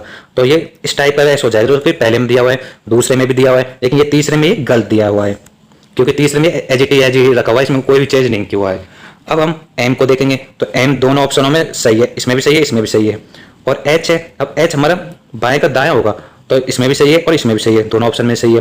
ऐप है, ऐप देख लेते हैं। ऐप का बाएं का दायां इसमें हो गया, लेकिन ऐप यहाँ पे उल्टा हो गया तो ये ऑप्शन गलत हो गया। तो राइट आंसर हो जाएगा ऑप्शन नंबर 1। क्वेश्चन नंबर 5, निम्न वेन आरेख में पंचभुज नाविकों को दर्शाता है। अच्छा, व्रत महिलाओं को दर्शाता है तथा समचतुर्भुज अशिक्षितों को दर्शाता है। दी गई संख्या उस विशिष्ट वर्ग में लोगों की संख्याओं को दर्शाती है। ऐसी कितनी महिला नाविक है जो अशिक्षित नहीं है? तो जो अब हमको आंसर इसमें एक एक पॉइंट करना है। सबसे पहले हमको देखना है अशिक्षित किसको डिनोट करता है। जो हमारे अशिक्षित हैं, सबसे पहले हम देखेंगे कि इसमें नाविक महिला कितनी महिला नाविक है जो अशिक्षित नहीं है। तो नाविक पहले बात तो महिला किस कौन डिनोट करता है? व्रत। तो व्रत हमारा ये रहा। उसमें कौन कौन सी संख्या है? 14 है, 9 है, 34 है और 28 है। अब हम देखेंगे कि जो कि कितनी महिलाएं नाविक हैं। नाविक किसको डिनोट करता है? पंचभुज। तो पंचभुज नाविक को डिनोट करता है। तो जो महिला हैं और नाविक हैं तो वो कौन कौन सी आ जाएंगी? वो आ जाएंगे अपने 9 और 34। 9 और 34 आ जाएगी। उसके बाद अशिक्षित नहीं है। अशिक्षित किसको दर्शाता है? समचतुर्भुज अशिक्षित को दर्शाता है। तो अशिक्षित समचतुर्भुज के जो भार की संख्या होगी वो शिक्षित होगी। तो इसमें जो भार की संख्या होगी वो 34 होगी। जैसे कि 9 इस समचतुर्भुज में आ रहा है, ये वाला 9, और जो कि 27 और 34 बचा जो कि नाविक में है, क्योंकि पंचभुज है ये नाविक को दर्शाता है और ये गोला है जो महिलाओं को दर्शाता है। तो अब इसमें जो 9 नहीं आएगा और जो नाविक है उसमें बचा 34 जो कि महिलाएं और वो कि शिक्षित भी हैं। तो इसका आंसर आएगा ऑप्शन नंबर 3 34। क्वेश्चन नंबर 6, उस विकल्प आकृति का चयन कीजिए जो निम्नलिखित आकृति श्रृंखला में प्रश्नवाचक चिन्ह के स्थान पर आएगी। तो अब देख लेते हैं इसका आंसर ऑप्शन नंबर 2 होगा। वो कैसे होगा वो देख लेते हैं। सबसे पहले हम इन तीनों डायग्राम में देखते हैं इनमें क्या रूल्स फॉलो हो रहा है। तो सबसे पहली बात, जो पहली आकृति में मिडिल में हमको 5 डंडे दिए हुए हैं, इसमें हमको 4, इसमें 3, तो यहाँ पर 2 डंडे आएंगे। ये इस बात हो गई। अब दूसरा हम देख रहे हैं कि पहले और दूसरे में क्या है कि ये जो लेफ्ट की तरफ है जो राइट की तरफ आ गया और जो ऊपर ब्लैक था वो नीचे आ गया और व्हाइट वाला पोर्शन ऊपर आ गया। ठीक है। और जो हमारा जो ये वाला था जो बाई की तरफ था ये दाएं की तरफ आ गया और 90 डिग्री मूव हो गया। अब ऐसे हम थर्ड और फोर्थ में सिमिलर होगा। और जो ये सब दाएं की तरफ है वो अब ये यहाँ पर दाएं की तरफ है वो अब बाईं की तरफ आ जाएंगे। तो ये जो तीर का निशान है ये फिर 90 डिग्री और घूम जाएगा तो इसका ऐसा बन जाएगा। और ये यहाँ पर ऐसे बन के ऊपर व्हाइट वाला पोर्शन आ जाएगा और नीचे ब्लैक वाला आ जाएगा। तो इसका आंसर होगा ऑप्शन नंबर 2 जो कि आप फॉलो कर रहे हैं इस नियम को। क्वेश्चन नंबर 7, दिए गए समीकरण को संतुलित करने के लिए किन 2 चिन्हों को आपस में बदला जाना चाहिए? तो इसमें आंसर होगा ऑप्शन नंबर 1 गुना और भाग। गुना और भाग को आपस में एक्सचेंज करेंगे तो वो 7 के इक्वल आ जाएगा, जैसे कि हमको चित्र में दिया हुआ है। जैसे कि ये हमारी समीकरण है फर्स्ट। अब इसमें हमने जो भाग है उसकी जगह हमने गुना कर दिया और गुने की जगह हमने भाग कर दिया। तो जब इसको कैलकुलेशन करेंगे तो इसका जो आंसर आएगा वो 7 आएगा, 7 के इक्वल आ जाएगा। तो समीकरण को वो संतुष्ट करता है। क्वेश्चन नंबर 8, उस विकल्प आकृति का चयन कीजिए जिसका तीसरी आकृति से वही संबंध है जो दूसरी आकृति का पहली आकृति से। तो पहले वाली आकृति हम देख रहे हैं कि ये एक बार क्या है, ये हमको जो ऊपर है ये 90 डिग्री एक बार घूम गया है, ये ऐसे यूं घूम गया है। तो ऐसे ही थर्ड आकृति जब हम 90 डिग्री घुमाएंगे तो जो ये वाला पोर्शन है ये इधर आ जाएगा इस साइड को। तो इसमें कौन से ऑप्शन में है, इस ऑप्शन में नहीं है, ये गलत हो जाएगा। तो इसका जो राइट आंसर होगा वो ऑप्शन नंबर 4 राइट आंसर होगा, जैसे कि आप देख रहे हो। क्वेश्चन नंबर 9, उस विकल्प का चयन कीजिए जिसका तीसरी संख्या से वही संबंध है जो दूसरी संख्या का पहली संख्या से। तो 55 73 का संबंध 20 से वही है जो 89 91 का संबंध होगा। तो इसका आंसर होगा 27 ऑप्शन नंबर 3 27। वो कैसे, वो देख लेते हैं। इसमें लॉजिक ये है कि हम 55 73 है तो 5 + 5 + 7 + 3 जो इनको ऐड करेंगे तो इसका जो वैल्यू आएगी वो 20 आएगी। ऐसे हम 89 91 को 8 + 9 + 9 + 1 को जब ऐड करेंगे तो 27 आएगा। तो इसका आंसर होगा 27। क्वेश्चन नंबर 10, एक ऐसे पासे की दो भिन्न भिन्न स्थितियां दर्शाई गई हैं जिसके 6 पृष्ठों पर 1 से 6 तक संख्याएं अंकित है। संख्या 5 वाले पृष्ठ के विपरीत पृष्ठ पर कौन सी संख्या होगी। तो पासे का सीधा नियम है कि हम ऐसी संख्या देखते हैं जैसे कि हमको 5 के अपोजिट देखना है तो 5 के अपोजिट वो संख्या होगी जो फलक में हमको दिखाई नहीं दे रही। तो 5 के हमको 3 दिखाई दे रही तो 3 हमको अपोजिट नहीं हो सकती, 6 भी नहीं हो सकती, 2 भी नहीं हो सकती, 4 भी नहीं हो सकती। तो बच्ची कौन सी संख्या, 1। तो 5 के अपोजिट जो संख्या होगी वो होगी 1, ऑप्शन नंबर 2 1। उस विकल्प आकृति का चयन कीजिए जो नीचे दी गई आकृति में अंतर्निहित है, घूर्णन की अनुमति नहीं है। तो इसमें जो आकृति मिल रही है वो ऑप्शन नंबर 2 की आकृति सेम मिल रही है। इस पोर्शन में ऑप्शन नंबर 2 की आकृति मिल रही है सेम डिट्टो, इसलिए इसका आंसर हो जाएगा ऑप्शन नंबर 2। ये डायग्राम वाले जो क्वेश्चन है ये 8 से 10 क्वेश्चन आते हैं और यही टाइम टेकिंग होते हैं क्योंकि स्क्रीन पे चारों ऑप्शन सामने नहीं आ पाते हैं तो स्क्रॉल करके हमको बाकी का तीसरा चौथा ऑप्शन देखना पड़ता है, जिससे हम थोड़ा सा कंफ्यूज हो जाते हैं कि कौन सी आकृति कौन से मिल रही है। तो पिछले साल 2020 में यही हुआ था, सारे बच्चों के इसी में टाइम लगा था और क्वेश्चन में इसी यही गलत हुए थे, जिससे उनके रीजनिंग में अच्छे नंबर नहीं आ पाए और वो सिलेक्शन से बाहर हो गए। तो इस बार आपको ये गलती नहीं करनी है। इस बार सबसे ज़्यादा फोकस आपको इन डायग्रामों पर ध्यान देना है कि डायग्राम सॉल्व करने की जो सोच है आपकी, जो स्पीड है वो फास्ट होनी चाहिए। निम्नलिखित 4 आकृतियों में से 3 में एक निश्चित प्रकार की समानता है और एक असंगत है। उस असंगत आकृति का चयन कीजिए। जो पहली देख लेते हैं कि पहले ये है तो ये षटकोण है, उसके बाद पंचकोण है और फिर तीसरा है। तो कोण जो भुजाएं वो घटते हुए क्रम में, इसमें 5 है फिर 4 है फिर 3 है, इसमें भी 6 है फिर 4 है फिर 3 है, लेकिन इसमें 5 फिर 3 फिर 3। तो ये हमारे घटते हुए क्रम में नहीं है, ऑप्शन नंबर 3। तो इसका राइट आंसर हो जाएगा ऑप्शन नंबर 1 तीसरी आकृति। क्वेश्चन नंबर 13, उस विकल्प आकृति का चयन कीजिए जो निम्नलिखित आकृति श्रृंखला में प्रश्नवाचक चिन्ह के स्थान पर आएगी। तो जो हम देखेंगे जो फर्स्ट है उसमें जो पहला जो डिजाइन चालू हो रहा है वो सर्किल है, गोला है, और सेकंड में जो लास्ट में है त्रिभुज फर्स्ट पे आ गया है और गोला सेकंड, फिर वापस से चतुर्भुज और स्टार है। तो थर्ड में भी ऐसे हो जाएगी, थर्ड में भी पहले जो लास्ट का 4th नंबर का वो ऊपर आ जाएगा और फिर बाकी 3 आ जाते हैं। तो ऐसे 4th में जो नीचे का 4th नंबर पर जो कि 4 भुजा समकोण है तो समकोण पहले नंबर पर आ जाएगा, फिर बाकी के 3 कंटिन्यू आ जाएंगे। राइट आंसर होगा ऑप्शन नंबर 2 हो जाएगा। क्वेश्चन नंबर 14, निम्नलिखित 4 आकृतियों में से 3 में से एक निश्चित प्रकार की समानता है और एक असंगत है। उस असंगत आकृति का चयन कीजिए। अब हम देखेंगे कि जो पहली आकृति है उसमें ये 2 आकृति है, तो दूसरी आकृति पहली आकृति का जो हमारा दायां हिस्सा है वो बायां, बायां हिस्सा दायां हो गया, एक दूसरे के दर्पण मिरर है। ऐसे ही दूसरा ऑप्शन भी दर्पण मिरर है, तीसरा भी दर्पण मिरर है, लेकिन चौथा दर्पण मिरर ना होकर ऊपर का हिस्सा नीचे, नीचे का हिस्सा ऊपर एक्सचेंज हो गया है। तो जो इसमें असामान्य है, असंगत है, वो ऑप्शन नंबर 4 4th आकृति। क्वेश्चन नंबर 15, उस विकल्प आकृति का चयन कीजिए जो दिए गए निम्नलिखित पैटर्न को पूर्ण करेगी। तो इसमें जो इस आकृति को पूर्ण करेगी वो चौथी आकृति करेगी। आप इसको रख के देख सकते हो कि बाकी 3 पूर्ति नहीं करेंगे, चौथा ऑप्शन इसका राइट आंसर होगा। ऐसे ही क्वेश्चन नंबर 16 है, उस विकल्प आकृति का चयन कीजिए जो दी गई आकृति में प्रश्नवाचक चिन्ह के स्थान पर आएगी और पैटर्न को पूर्ण करेगी। तो पैटर्न को पूर्ण करने वाली आकृति ऑप्शन नंबर 1 होगी, बाकी 2 और 3 4 आप रख के देख सकते हो, वो इस पैटर्न को फॉलो नहीं करेंगे। क्वेश्चन नंबर 17, उस विकल्प आकृति का चयन कीजिए जिसका तीसरी आकृति से वही संबंध है जो दूसरी आकृति का पहली आकृति से। तो पहली आकृति और दूसरी आकृति में आपस में क्या संबंध है, इसमें हमको साफ साफ नजर आ रहा है कि पहली आकृति और दूसरी आकृति में जो हमारे ये गोला है, गोला नीचे आ गया और जो हमारे ये समकोण है, ये समकोण ऊपर चला गया और स्टार और जो ये माइनस चिन्ह है, जो माइनस ऑटोमेटिक अपनी जगह पर हैं। तो ऐसे ही जो ये छोटा वाला बॉक्स है ये ऊपर चला जाएगा और ऊपर वाला जो ये हमारा आया था ये नीचे आ जाएगा। तो ये कौन सा ऑप्शन में मिल रहे हैं, ये हमको ऑप्शन नंबर 2 में मिल रहे हैं। और एरो और जो ये बीच में चिन्ह है ये सेम अपनी जगह पे ही रहेंगे। तो ऑप्शन नंबर 2 इसका राइट आंसर होगा। क्वेश्चन नंबर 18, रविंद्र अपने उस मित्र को 1 वर्ष के ब्याज के रूप में 4160 का भुगतान करता है जिससे उसने 8% वार्षिक ब्याज की दर पर एक धनराशि उधार ली थी। रविंद्र ने अपने मित्र से कितनी धनराशि उधार ली थी। तो इसका राइट आंसर होगा ऑप्शन नंबर 3, 52,000। रविंदर ने अपने मित्र से 52,000 रुपये धनराशि उधार ली थी, जिसका उसने ब्याज 4,160 रुपये भुगतान किया था और उसने 1 वर्ष के लिए लिया था 8% वार्षिक ब्याज की दर पर। चलो इसको कैसे सॉल्व करेंगे वो देख लेते हैं। ब्याज हमें दिया हुआ है 4,160 रुपये, दर भी दी हुई है और समय भी दिया हुआ है। तो हम जानते हैं ब्याज बराबर होता है मूलधन इंटू दर इंटू समय बटे 100। तो मूलधन बराबर क्या हो जाएगा, ब्याज अपॉन दर इंटू समय। तो मूलधन हमको निकालना है, तो मूलधन बराबर ब्याज 4,160 इंटू 100 अपॉन दर 8 इंटू 1। तो इसको कैलकुलेशन करेंगे तो इसका आंसर आ जाएगा 52,000 रुपये। तो आपने एक बात नोट की होगी कि रीजनिंग के सेक्शन में भी ब्याज का क्वेश्चन पूछा हुआ है, तो रीजनिंग के सेक्शन में भी मैथ के क्वेश्चन पूछे जा सकते हैं, जैसे कि पिछली बार पूछा गया है आपके सामने है। तो ये मत समझना कि मैथ के 15 क्वेश्चन ही आते हैं। मैथ के कम से कम 20 क्वेश्चन लगा के चलो आप, 20 क्वेश्चन रीजनिंग, 20 क्वेश्चन मैथ। और रीजनिंग में जो 20 क्वेश्चन आज बचे, उनमें से 10 क्वेश्चन तो आपकी आकृतियों के ही आएंगे, बाकी 10 क्वेश्चन में से 3-4 क्वेश्चन आपके जो सीरीज होती है नंबर सीरीज, उनमें से आते हैं कि कौन सा अगला वाला नंबर आएगा, जैसे कि आपने पिछले 2-3 क्वेश्चनों में देखा है। बाकी बहुत ही सिंपल रीजनिंग आएगी, तो ज़्यादा फोकस आपको मैथ पे ही करना है। नेक्स्ट क्वेश्चन नंबर 19, एक कूट भाषा में डेंसिटी को NYDAYTS लिखा जाता है, उसी भाषा में रेस्पॉन्ड को क्या लिखा जाएगा। तो इसका आंसर होगा ऑप्शन नंबर फर्स्ट, SERPDNO। वो कैसे लिखा जाएगा, अब इसमें हम एक चीज़ नोट करके हम वो कैसे लिखा जाएगा, अब इसमें एक नोट करने वाली बात है कि इसमें क्या पैटर्न फॉलो हो रहा है वो देखते हैं। जैसे कि फोटो में दिया हुआ है DYNASTY को क्या लिखा गया है NYDAYTS। तो जो D है वो फर्स्ट नंबर पर है, तो यहाँ पर थर्ड नंबर पर आ गया, और जो N है जो सेकंड नंबर पर है तो वहाँ फर्स्ट नंबर पर आ गया, और Y है, Y अपने सेकंड नंबर पर है तो Y सेकंड नंबर पर रहा। ऐसे ही तो ये 3 पैटर्न, ये 3 शुरू के जो डिजिट है इनमें फॉलो हो रहा है। अब जो A है, A अपनी जगह प्रॉपर आ गया, फिर लास्ट के 3 डिजिट में वही पैटर्न फॉलो होगा जो स्टार्ट के 3 डिजिट में, ऐसे वो लास्ट में चल जाएगा, T अपनी जगह रहेगा और जो Y जो लास्ट में वो आगे आ जाएगा।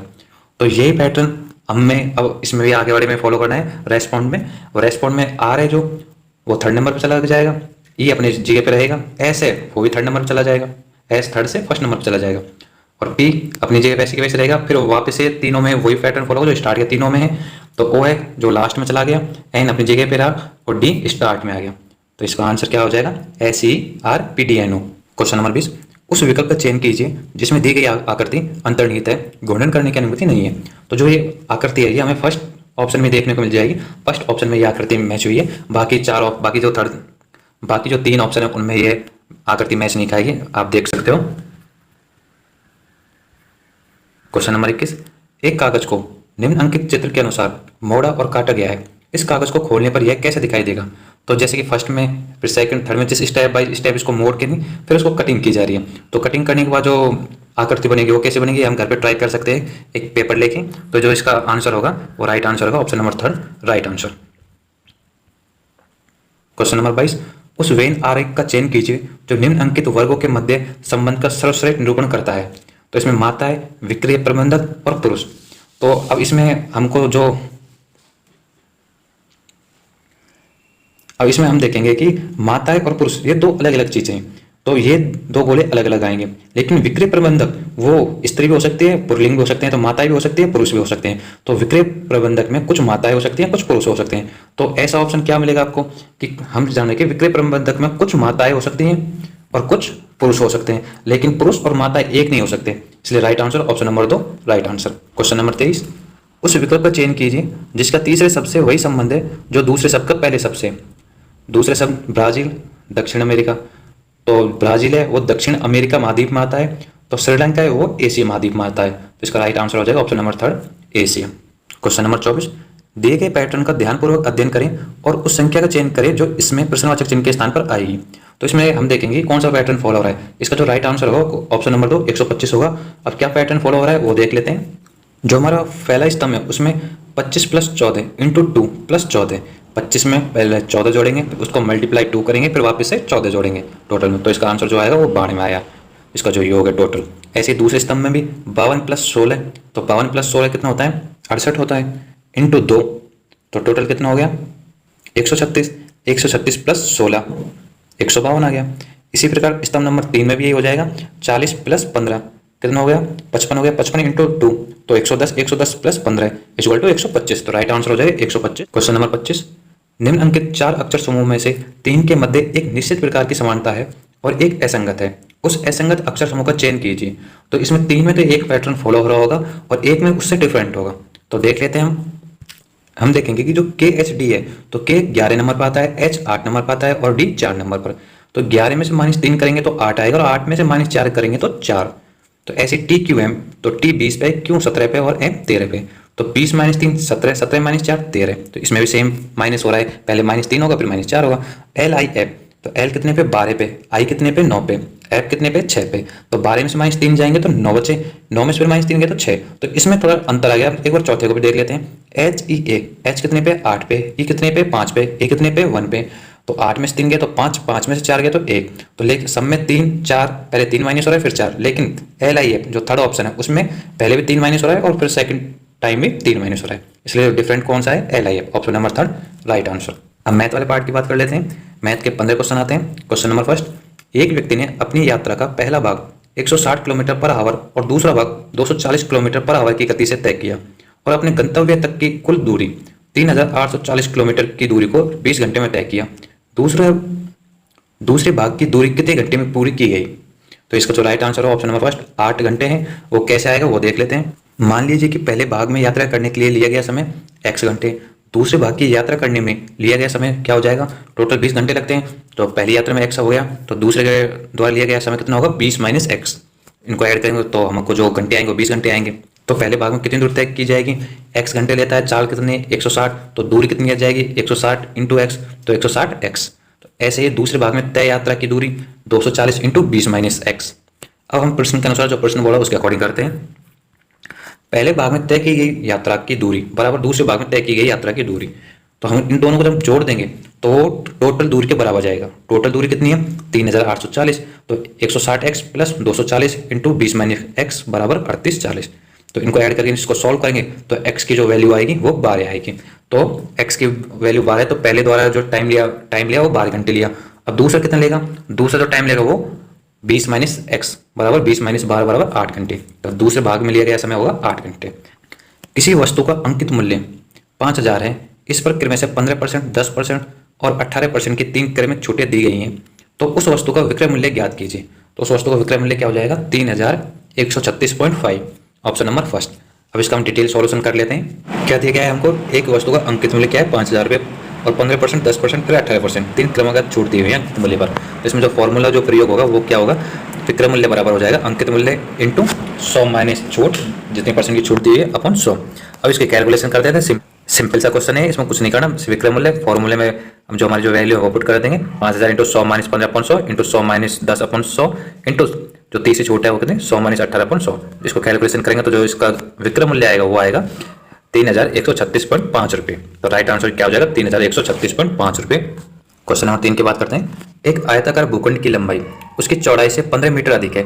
यदि भूखंड के चारों ओर बाड़ लगाने की लागत 16.50 प्रति मीटर की दर से 4950 रुपये है, तो भूखंड की लंबाई ज्ञात कीजिए।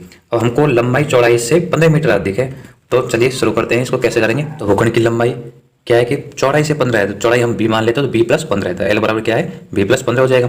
तो अब हम भूखंड का परिमाप जो हम जानते हैं, किसी भी आयत का जो परिमाप होता है वो क्या होता है 2 × l + b, लंबाई प्लस चौड़ाई। तो यहाँ पर l की वैल्यू क्या है b + 15, तो वैल्यू पुट कर देंगे 2 b + 15 + b, तो 4b + 30 ये हो जाएगा। अब हमको दिया गया है कि भूखंड को 16.50 रुपये प्रति मीटर की दर से बाड़ लगाने की लागत 4950 रुपये है। तो हमारे जो परिमाप है इसको 16.50 से मल्टीप्लाई करेंगे तो हमारे पास जो वैल्यू आएगी वो 4950 रुपये के बराबर आएगी। अब हम इसको जो कैलकुलेशन करेंगे तो जो b की वैल्यू आएगी वो 67.5 आएगी। तो लंबाई हम जानते हैं कि ये तो b चौड़ाई आ गई, तो लंबाई बराबर b + 15, तो 67.5 + 15, तो लंबाई बराबर 82.5। इसलिए आयताकार भूखंड की लंबाई हो जाएगी 82.5। क्वेश्चन नंबर 4, एक मोटरसाइकिल की पेट्रोल से पूरी भरी टंकी 30 दिनों के लिए पर्याप्त है। यदि कोई सवार प्रतिदिन 20% ज्यादा पेट्रोल की खपत करता है, तो पेट्रोल से पूरी भरी टंकी कितने दिनों के लिए पर्याप्त होगी। मतलब कोई पहले जब यूज करता था तो वो 30 दिनों के लिए पर्याप्त थी, लेकिन अब कोई 20% एक्स्ट्रा यूज कर रहा है पर डे, तो वो अब कितने टाइम में खत्म हो जाएगी टंकी। तो इसको चलो कैलकुलेट कर लेते हैं। माना प्रतिदिन उपयोग होने वाला पेट्रोल की मात्रा हम x मान लेते हैं, तो टंकी की क्षमता कितनी होगी, टंकी की क्षमता होगी 30 दिन के लिए चलता है, तो 30 × x = 30x।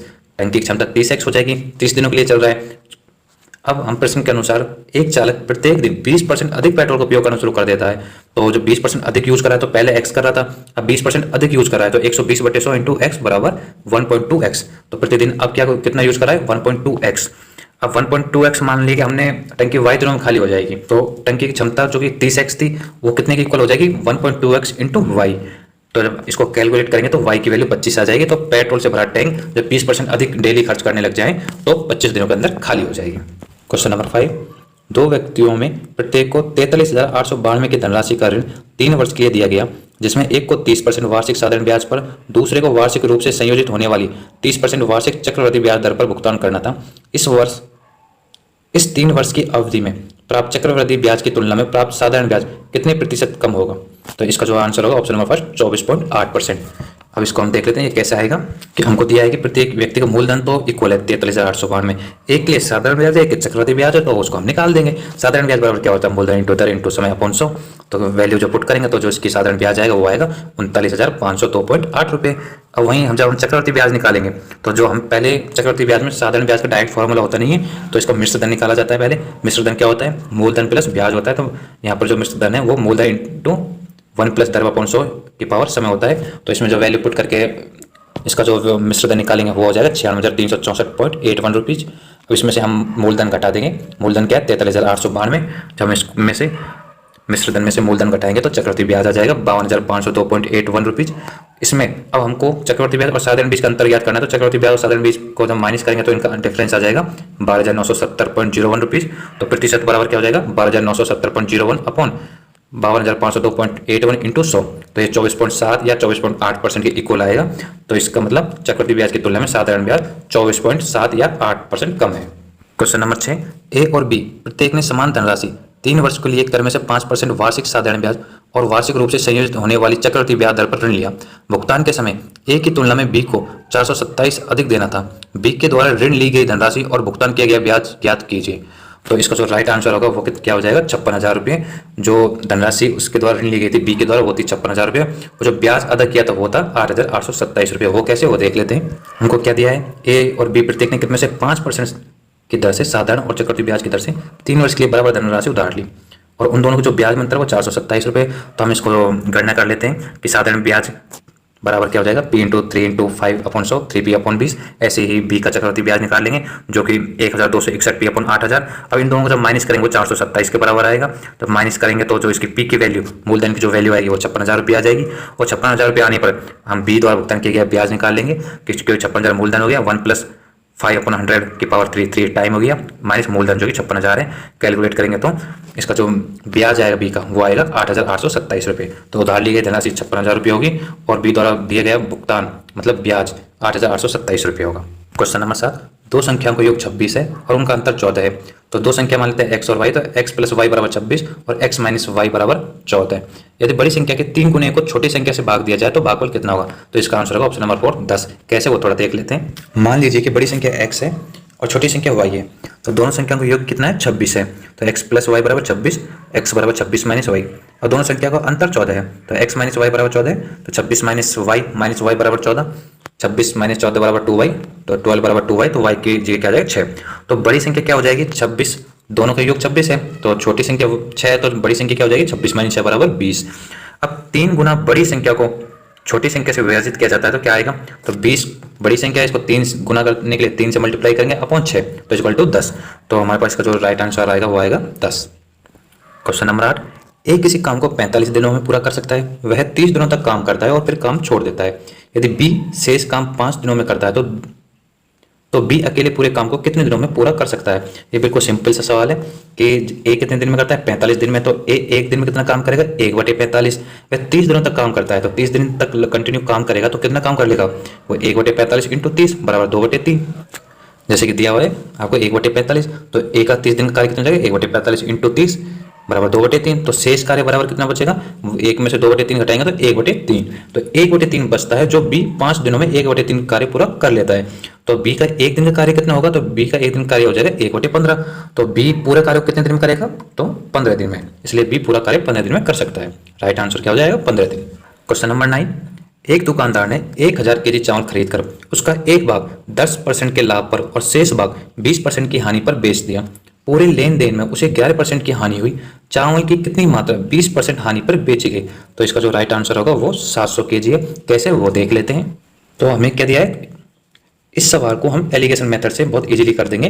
कुल चावल हमको दिए हुए 1000 kg है, मान लेते हैं क्रय मूल्य 100 रुपये पर केजी है, तो ए ने 10% लाभ पे, तो उसके जो विक्रय मूल्य है वो 110 हो जाएगा, और बी का विक्रय मूल्य जो कि उसने 20% हानि पे बेचा है, तो उसका बी का विक्रय मूल्य 80 रुपये हो जाएगा, और टोटल पे हमको 11% की हानि हुई है। तो 11% की हानि हुई तो टोटल का जो विक्रय मूल्य जो आ रहा है पर केजी वो 89 रुपये आ रहा है। अब इसको हम एलिगेशन मेथड से सोल्व कर देंगे। 110 माइनस 89 करेंगे 21, और 89 माइनस 80 करेंगे तो 9, तो 9:21 में क्वांटिटी है, तो इसको तुम 3 से डिवाइड करेंगे तो 3:7 आ जाएगा। अब हमको बी की क्वांटिटी निकालनी है, तो 7 अपॉन टोटल जो रेशो है 10 × 1000, तो 700 kg।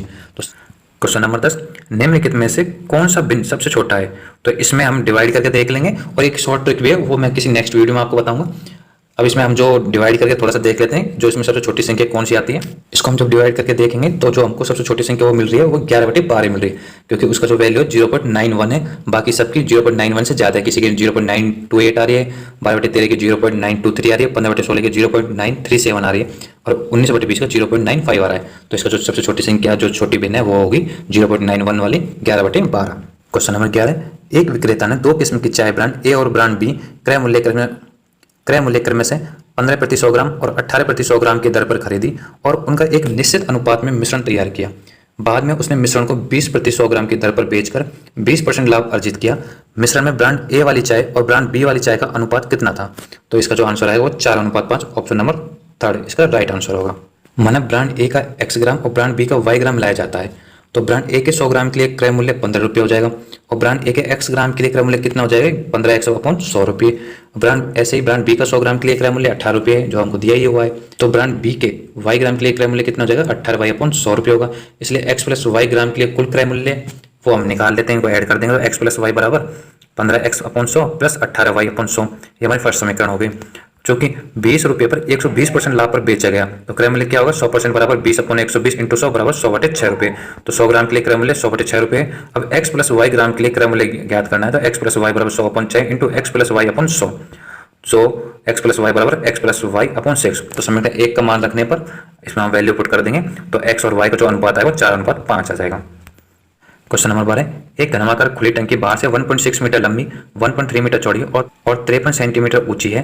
इसकी क्षमता 900 लीटर और इसकी दीवारें 5 सेंटीमीटर मोटी है। इसकी तली की मोटाई ज्ञात कीजिए। तो इसकी तली की जो मोटाई आएगी वो 3 सेंटीमीटर आएगी। तो इसका क्वेश्चन नंबर 12 का जो आंसर होगा वो option number 2 3 centimetre. Question number 13, 2 वर्ष पूर्व किसी परिवार के 5 सदस्यों की औसत आयु 18 वर्ष थी। परिवार में एक नए सदस्य के आ जाने से परिवार की औसत आयु अभी भी वही है, तो नए जुड़े सदस्य की वर्तमान आयु कितनी है? हमें दिया है कि 5 सदस्यों के परिवार की 2 वर्ष पहले 18 वर्ष थी, तो 2 वर्ष पहले सभी परिवार के सदस्यों के जो कुल आयु का योग है वो कितना हो जाएगा? 18 × 5 बराबर 90। वर्तमान में सभी परिवार के सदस्यों की आयु का जो योग होगा वो कितना होगा? 2 वर्ष पहले थी, तो 5 सदस्यों के 2 वर्ष और बढ़ गई एज, तो 90 + 2 × 5 बराबर 100, तो टोटल आयु का योग 100 हो गया।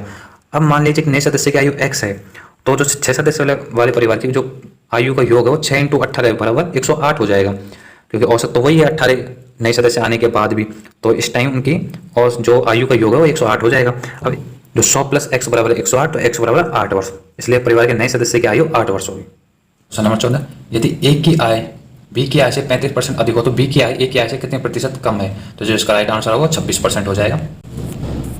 क्वेश्चन नंबर 15, छोटी से छोटी वह संख्या कौन सी है जिसे 12, 10 और 11 से विभाजित करने पर शेष क्रम से 11, 9 और 10 प्राप्त होता है? तो छोटी छोटी संख्या 659 होगी।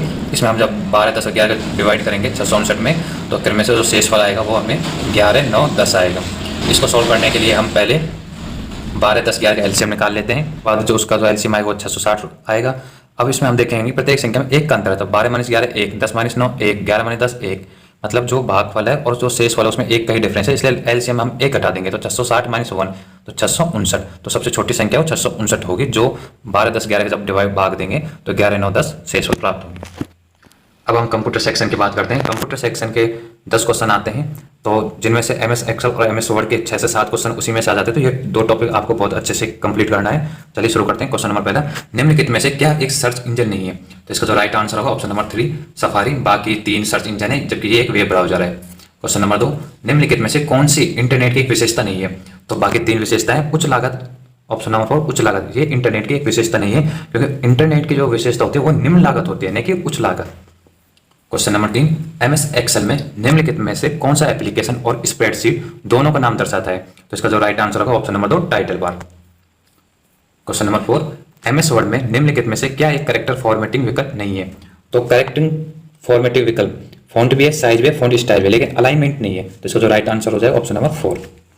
क्वेश्चन नंबर 5, MS वर्ड 2007 में आमतौर पर निम्नलिखित में से किस मेन्यू टाइप के तहत पेज सेटअप का विकल्प उपलब्ध होता है? तो option number 3 page layout. Question number 6, MS word में टेबल में कॉलम की चौड़ाई बदलने के लिए निम्नलिखित में से किसका उपयोग किया जाता है? तो इसका जो राइट आंसर होगा option number 1 table properties. Question number 7, email header में पाई जाने वाली एक फील्ड CC का पूर्ण रूप निम्नलिखित में से कौन सा है? तो ईमेल में जो CC होती है उसका फुल फॉर्म होता है कार्बन कॉपी, तो इसका राइट आंसर हो जाएगा ऑप्शन नंबर 4 कार्बन कॉपी। एक ईमेल में BCC और होता है black carbon copy. Question number 8, MS Excel में सेल एडिटिंग के संदर्भ में निम्नलिखित में से कौन सा कथन असत्य है? तो असत्य कथन वो होगा ऑप्शन नंबर 4 सेल सेलेक्ट करें और सेल के कंटेंट को एडिट करने के लिए कीबोर्ड पर F5 फंक्शन की दबाएं, जबकि ये गलत है। बाकी 3 ऑप्शन ऊपर के राइट आंसर है। क्वेश्चन नंबर 9, MS एक्सेल में LEN फंक्शन निम्नलिखित में से किस श्रेणी में आता है? तो एक टेक्स्ट श्रेणी में आता है। क्वेश्चन इसका आंसर हो जाएगा option number 4। Question number 10, MS word में पैराग्राफ में एक वाक्य को सिलेक्ट करने के लिए निम्नलिखित में से किस शॉर्टकट का उपयोग किया जाता है? तो इसमें जो एक वाक्य के पैराग्राफ के एक वाक्य को सिलेक्ट करने के लिए Ctrl+ क्लिक पर क्लिक करेंगे, तो इसका जो राइट आंसर होगा वो ऑप्शन नंबर 2 हो जाएगा। ये हमने दिल्ली पुलिस का 2020 में जो 27 नवंबर को इवनिंग वाली शिफ्ट का पेपर था उसका एनालिसिस किया है वीडियो सॉल्यूशन।